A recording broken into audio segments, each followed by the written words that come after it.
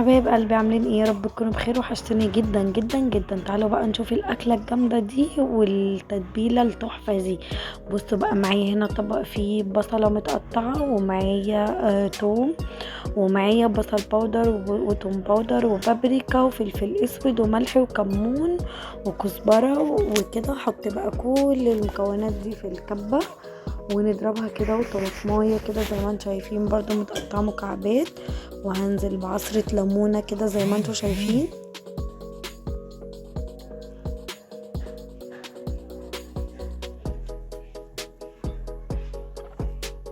ومعايا بقى هنزل كده بشوية لبن وكوباية زبادي. وبعدين همكس بقى كل الحلويات دي كده بقى مع بعض كده في الكبة اهو. بس كده خلاص التتبيلة جاهزة معايا يا جماعة. دي تتبيلة الفراخ. هنزل بقى بشوية زيت كده وشوية دبس رمان.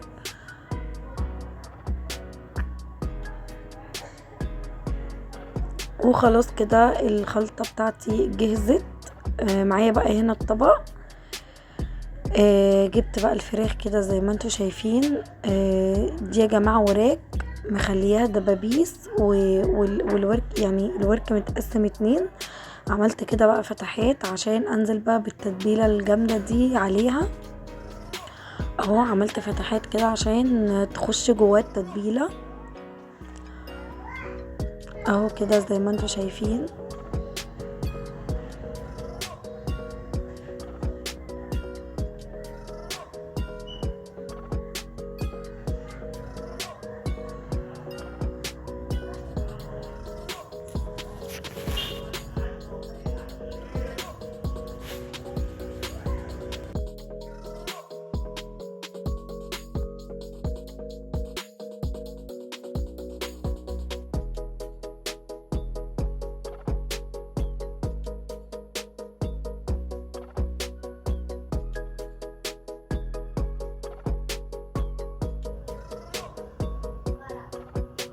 اهو بقلبها كده اهو. بجد عايزه اقول لكم ريحتها خطيره بجد. ده غير بقى طعمها ده في حته تانية خالص بعد ما استوت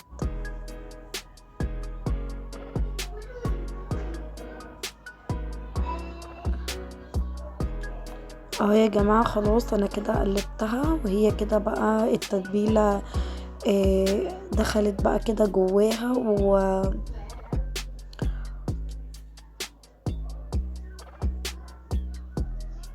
بس خلاص كده هي جهزت معايا. تعالوا بقى نقطع البصل بتاع المحشي ونعمل التخديعة. خلاص يا جماعة انا كده قطعت البصل بالسرعة دي زي ما انتم شايفين. هنزل بقى كده بشوية زيت في الحلة.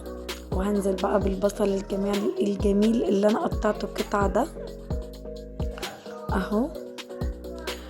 وهنا الطماطم كالعادة زي ما انتم عارفين انا بعملها ازاي، بس الاول اضربها بالهاند بلندر. ودي بقى الخضرة برضو قطعتها بسرعة الصاروخ كده زي ما انتم شايفين. وهنا بقى البصلة كانت خدت لون معايا ودبلت وخلاص. الطماطم كمان خلصت. هضربها بقى بالهاند بلندر وزي ما انتم شايفين برضو بسرعة كده اتضربت. فهنزل بقى بالطماطم على البصل وقلبها كده. وتعالوا بقى نعمل التتبيله بتاعه التغذيه بتاعتي. حطيت معلقه ملح ومعلقه كزبره ناشفه ومعلقه فلفل اسود ومعلقه كمون وبصل باودر وتوم باودر ومعلقه كبيره بابريكا كده عشان تاخد بقى لون بقى جامد كده اكتر من اللون اللي هي واخداه. يعني انا عايزه اقول لكم شكل الصلصه وريحتها رهيبه بجد يا جماعه، تحفه.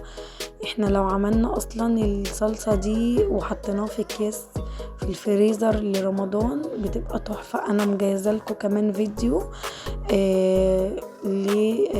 لخزين رمضان كده في الفريزر والخضره تعجبكم قوي. هنا بقى خلاص كانت الصلصه معايا جهزت ونزلت بقى بالخضره عليها كده زي ما انتم شايفين. والرز هنا يا جماعة انا خلاص برضو غسلته وصفيته، ونزلت بقى كده في الصلصة. شايفين يا جماعة شكلها عامل ازاي؟ قولوا لي رأيكم، بجد حلوة جدا. تعالوا بقى معايا نحضر بقى الحلة بتاعة الايرفراير وندخل الفراخ. حطيت بقى ورقة زبدة كده تحت، ونزلت برشتين من الزيت، وهاخد بقى كده الفراخ واحدة واحدة، وهنزل بقى بيها كده وارصها. شايفين؟ طبعا يا جماعة التتبيلة دي قعدت 4 ساعات، 4 ساعات الفراخ دي في التتبيلة. دخلتها بقى كده اهو الايرفراير، وهعملها على درجة حرارة 180 لمدة 25 دقيقة بس.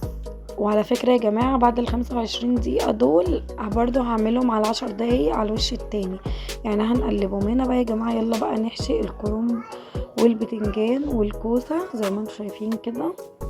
هنا بقى خلاص انا حشيت الحمد لله بسرعة برضو وهنا برضو كانت البتنجان والكوسة جاهزة معايا. وهنا كان عندي شوربة فراخ يا جماعة، حطيت عليها بابريكا وتوم باودر وبهرتها كده وسقيت بيها بقى يا جماعة، بجد كان طعمها تحفة قوي. وهنا برضو شربت الكرنب كده زي ما انتم شايفين، وهسيبها بقى تستوي وارجع لكم. تعالوا بقى نبص على الفراخ يا جماعة، بجد قولوا بسم الله ما شاء الله. شايفين يا جماعة شكلها بجد رهيبة، ويعني والله العظيم ما قادرة اوصف لكم طعمها كان عامل ازاي وريحتها كده وانا بفتح عليها، رهيبة بجد.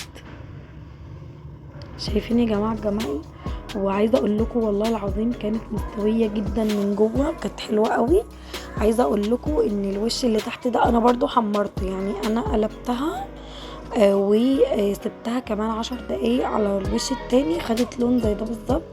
فكان ده الشكل النهائي بقى. قولوا لي رايكم، واللي وصل معايا لحد هنا متنسوش تشتركوا في القناه، اللي ما اشتركش وتعملوا لي لايك حلو كده زيكم، وكومنت كده حلو تكتبوهولي. وقولوا لي بقى رايكم كده في المنظر الجميل ده، وقولوا لي بقى تسلم ايديك يا سوسو. يا رب الفيديو يا جماعه يكون عجبكم، واستنوني بقى في فيديو جديد ان شاء الله. يلا مع السلامه، باي باي.